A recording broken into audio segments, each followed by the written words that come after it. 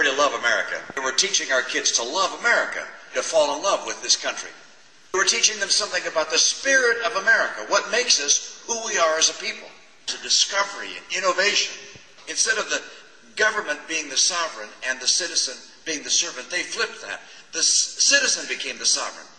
The government became the servant. And then, in addition to political freedom, which they gave us economic freedom.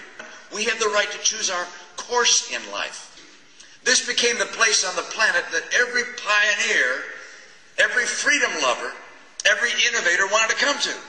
It's who we are, this passion we have for innovation, discovery, this empire in our purpose, a new era in our brains. It makes us who we are. It's what has allowed us to surpass anything the world has seen before in terms of power, economic success, and goodness.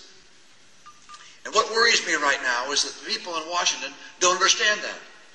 They think that it's government that makes us the great nation we are, and the government should guide how we live our lives and how we run our businesses, and they think government can get us better. They're wrong. It's free people living in freedom and enjoying the benefits of this great life. Yeah! We did kind of an unusual thing 4 years ago as a nation. About 4 years ago, we selected as president someone who we didn't know very well.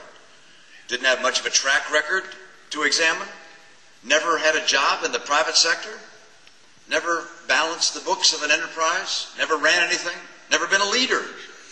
And someone once asked, what would happen if you chose as president of the United States someone who had no experience? Now we know.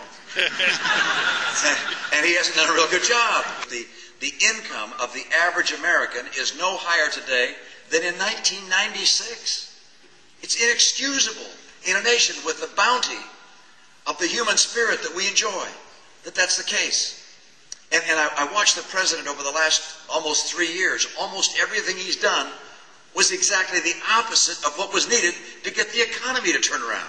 His Obamacare, his cap-and-trade policies, card check, and stacking the National Labor Relations Board with union stooges. That made businesses pull back. And people ask, well, why do you think the president was so misguided? Why did he do everything wrong? And I remember that old line that Ronald Reagan used to say. He said, it's not that liberals are ignorant. It's just that what they know is wrong.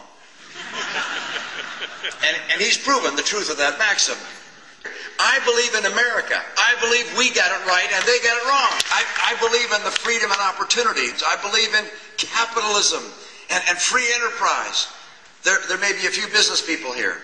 Yeah. I don't think the president likes you very much.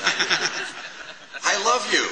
I love the fact that you build an economy, that you pay wages to people, that they can pay taxes. By the way, everything we do in government that you like, everything we do in government, protecting our security, caring for those in need, caring for seniors, caring for our kids and giving them a good education. Those things we can only do with dollars if those dollars represent goods and services you produce in the private sector. They think they know better than America's free enterprise system and free people, and they're wrong. The people of America have the right solutions for America. Government should be its ally. It should not be its opponent. I'm overwhelmingly optimistic about the future of the country. My optimism flows from my confidence in the American people, in the patriotism of our people, in our willingness to rise to the occasion regardless of the challenges we face. And I have seen it time and time again. It's an honor to be able to sacrifice for the greatest nation on earth. Let me call on the greatness of the American people in a time of need. We draw on that patriotism.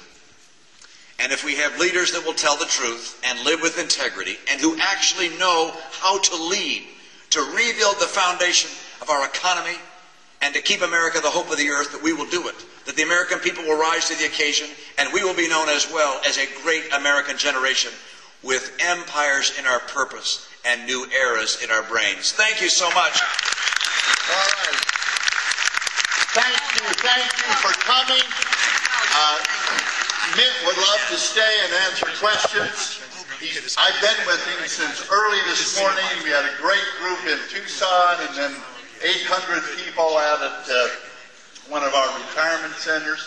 And he's been doing interviews in the car all day. He's got 2 more interviews yet to go tonight. So we're going to excuse Mitt. But thank you for coming, and let's let Mitt get out of here. So.